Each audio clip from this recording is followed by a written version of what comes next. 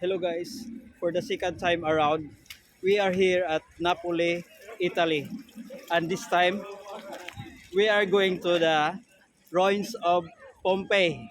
Tara, let's go!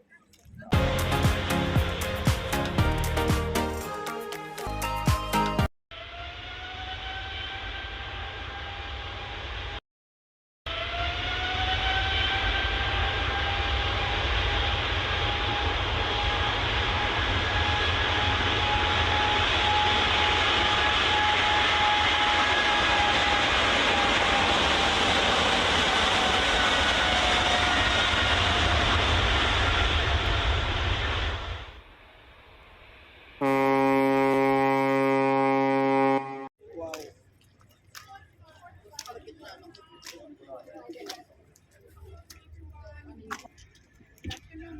You want. Grazie. Thank you. Good? Excited? Yeah. So welcome to Naples. My name is Lucia. I'm gonna be your tour guide today in Pompeii, and I'm not alone.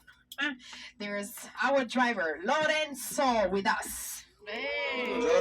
Buongiorno from Lorenzo as well. Part of you will join my colleague Antonio, who's waiting for us there, and the other part will be guided by me. Welcome to the city of Pizza Margherita, ladies and gentlemen. Do you know?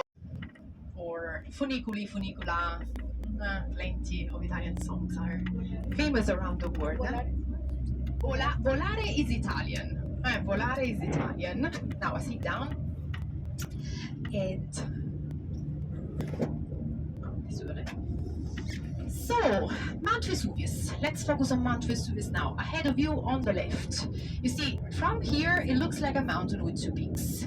But it's actually a magic mountain. You know why? Because in a while we will see three peaks and eventually one. How is that possible? I'm not about to serve limoncello to all of you. Of the mountain. After the eruption, the caldera inside the volcano collapsed. Okay? And since AD 79, till the last dormant, quiet, sleeping for a few centuries. Take a look at Vesuvius right now. How many peaks do you see? One. Because now the whole external mountain area at foot of Vesuvius was the countryside of Pompeii, and there were also another couple of towns like Herculaneum that went through the same fate of Pompeii. It was buried, although in a different way. So Herculaneum was right here at foot of the mountain. Pompeii was a little further, 9 kilometers away, and you see lots of greenhouses too, proving the fact that we still take advantage of the fertility of the soil to grow flowers, to grow several kind of crops. In particular, here in the Vesuvius area, we grow apricots, we grow tomatoes, grapes, and you can see, I don't know if how many of you are in the Mediterranean for the first time, but it might be the first time you see these pine trees in the shape of big broccoli, right? Big others here on the left and here on the right.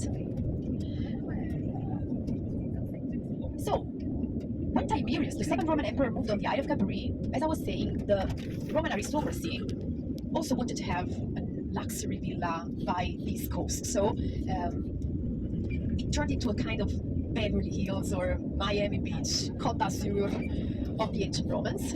This town that we're crossing right now, named Torre Annunziata, was the seat of a huge ancient Roman imperial villa, belonged to the second wife of Emperor Nero, Pompeia. She had an enormous villa with a 70 meters long swimming pool with a view. So Pompeii is the main archaeological site in the area, but it's not the only one, and there's plenty of others, minor ones, because Pompeii is the only entire Roman town that we have. And it's an exception in history because nowhere else in the world a Roman town has survived, paradoxically. I hope you guys have umbrellas or raincoats. Because it's slow season, there's not many shops open in front of the building, in front of the archaeological site. And here we are. That's the exit of Pompeii.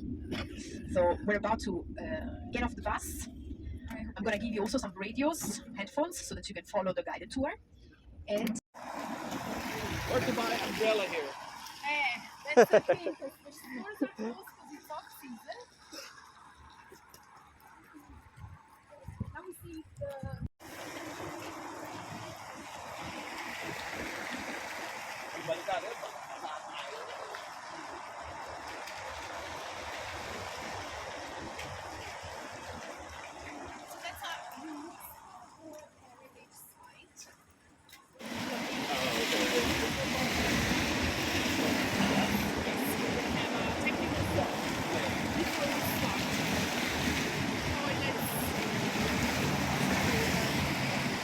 Che ne metto? Ma una ventina? Una ventina. Eh sì, perché sono 43 in Vengo, totale. vengo, vengo, vengo. Ok.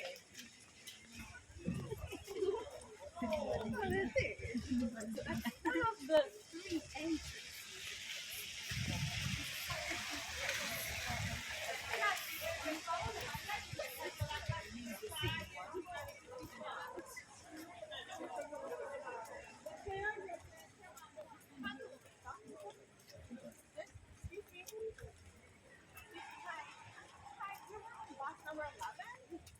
But the left us and Sorrento to in here, you can go past them. The number 11.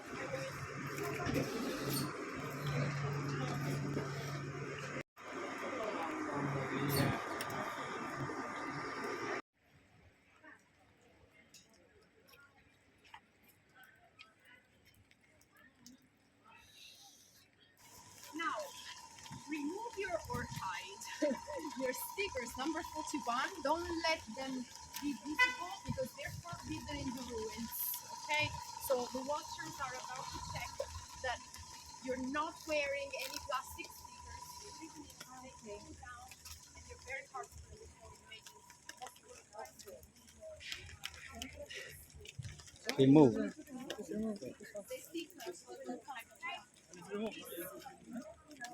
Puedes remove the sticks.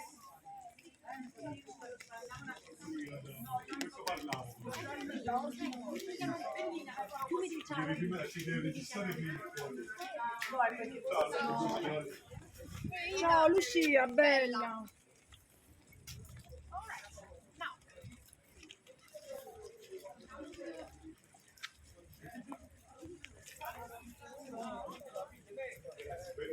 Settlement founded 2,700 years ago by Oscans, indigenous people, at the mouth of a river.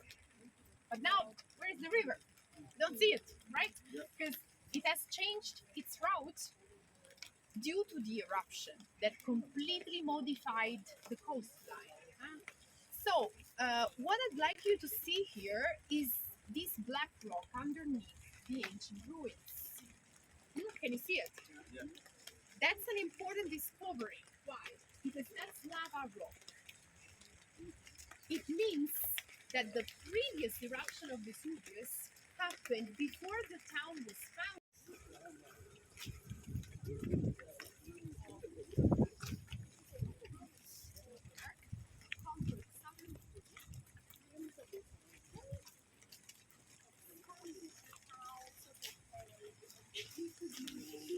Roman infrastructures like the aqueduct, big evolution in people's lives. Can you imagine your life without water at home? You need to store rainwater. Okay, so that's the way a lot of people still nowadays live in other countries. That's something we give for granted, but back then, when the Romans constructed an aqueduct, it was an extraordinary revolution for people. So they also built theaters, amphitheaters, and entertainment was very important in the Roman society. This was a market. Making wine and exporting wine, selling wine all around the Mediterranean. It's not that different from nowadays, right? Because we still produce wine. The first big one started in 1862 and it was what we could consider a number 6 on the Richter.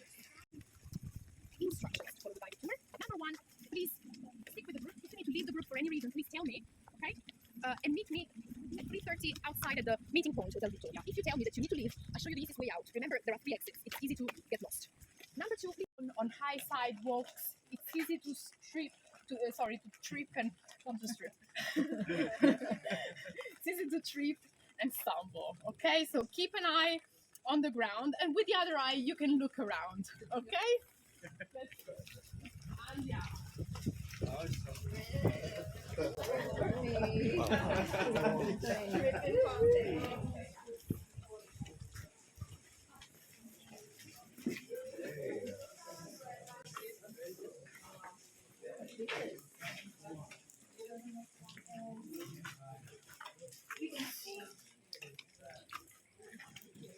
We have just entered the ancient court. This is the first building of the ancient Pompeii that you can see, and you can see Mount Vesuvius in the background. The top of Mount Vesuvius in the background. This building was the quadrilateral, which means looking at Mount Vesuvius, you can imagine now the mountain exploding. You can imagine a huge column of ash and gas rising up into the sky and then expanding on top like mush.